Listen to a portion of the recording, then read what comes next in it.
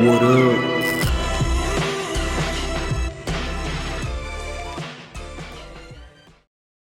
Wall Street Mania.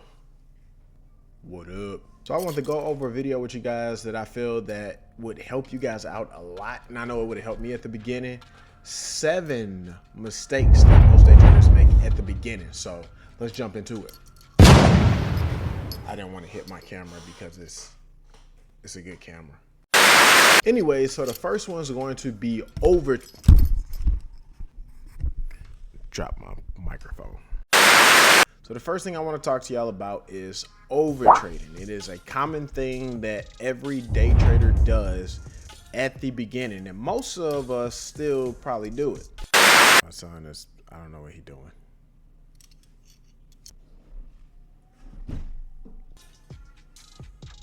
Anyway, so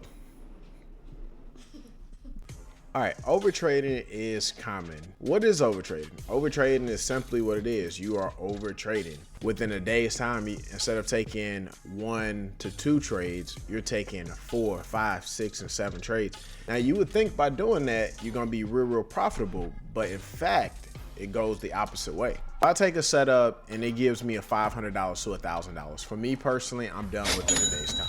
As time goes on, of course, I'm gonna level up on that price. My advice to you is find an amount that you're comfortable with making and just leave it at that point. So if you make $700, $500, $200 a day, walk away from it. Close your computer out and start doing things like punishing yourself. Get my advice, find the amount that you're comfortable with making and let it be at that point and walk away from the day. And even do things such as if you go against your rule, maybe you don't trade the next day, like a punishment to yourself. The second thing is not having a trading plan at all. Big mistake. We're gonna jump into the shorts for this one. I say shorts, charts for this one. What's happening to me? Now, if I'm looking at the charts on this, it looks like it's going up, right? Just overall, looks like this thing is moving in the up direction, okay? It's an uptrend, it's over my VWAP, boom, everything's looking good. Because I don't have a strategy exactly set, price is going up, going up, going up, it pulls down, I see it going up, I'm like, okay, cool, maybe I'll get in for a buy. So I get in for a buy here, maybe 3 contracts in because I'm ready to go. And then all of a sudden, I'm up $112. I'm feeling it at this point, right? I'm feeling it. Like, we finna make some money today. We finna retire. And then all of a sudden, price sinks down. Now I'm down $5,000, depending on how much you had in your account or whatnot. Why? Because I didn't have a strategy. I didn't exactly have a plan. I didn't have a stop loss set, which we'll get into in a minute as well. But I just lost all this money because I didn't have a strategy. Because maybe I watched a YouTube video and this guru said do this and I did and it didn't work. Stop doing that, guys. Have a plan set. People don't go into war just blazing guns. They got to have some type of game plan. Same thing for football or any type of game or anything you do. Always have a game plan. That is my biggest thing. And that goes into number 3, which is not having a stop loss set. Let's go back to the charts. If we were going after this same exact trade, right? And let's just say this candle hit, it came down, and I set a stop loss. I didn't have a stop loss. What I personally would do would be this. I would say, okay, cool. Well, if price comes below this line, this is the most I want to lose within a day. This is the most I want to gain within a day's time. Cool. Having that stop loss is going to be your insurance. These are your bodyguards to protect you from the market, because the market could easily do this and then sink down. I get in for a couple different buys. Price starts moving up. This is my target right here. Like, we finna make this money, right? But then price doesn't, and price continues to sink down.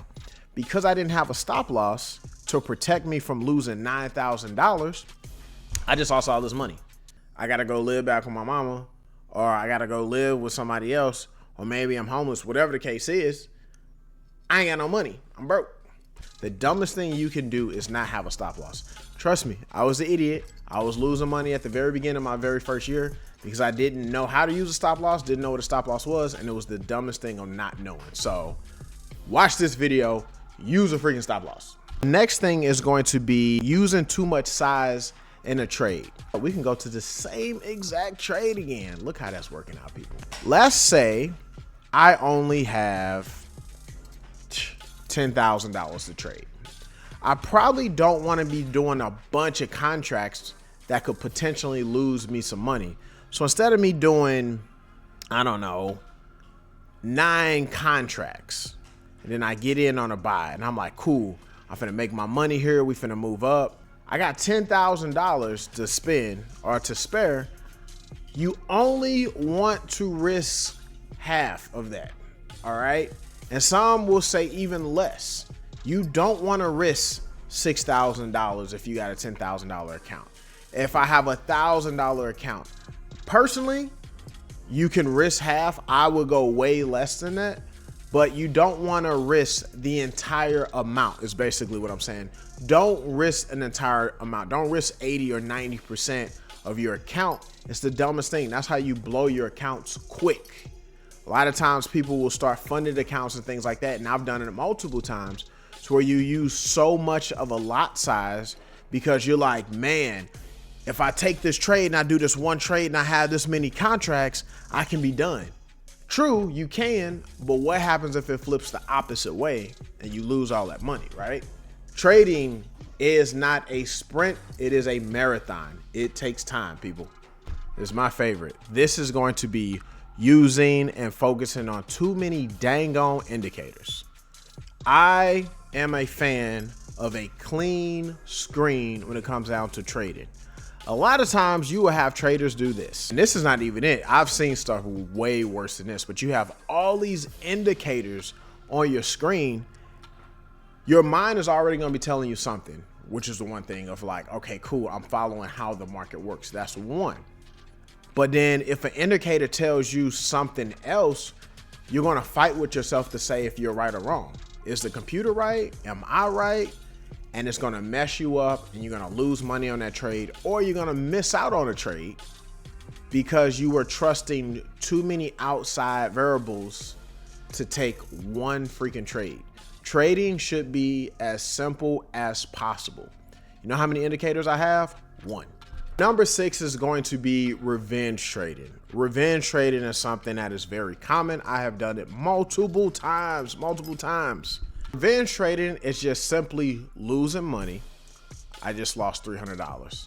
Man, I'm finna go back in here and get my money back. Then I make the money back. But maybe I want to make another $300, but then I lose that. So now I'm down $500. Then I want to revenge that $500, so I go back in. And then I lose another $500. I'm down $1,000. That is revenge trading. You're trying to get revenge, get your lick back on the market. When I tell you we ain't gonna never beat the market, we can try. We'll never completely beat the market. The market is king. You got to understand that part too. But if you lose money, this is a psychological thing. You got to be able to walk away yourself. Walk away. Just close the computer up.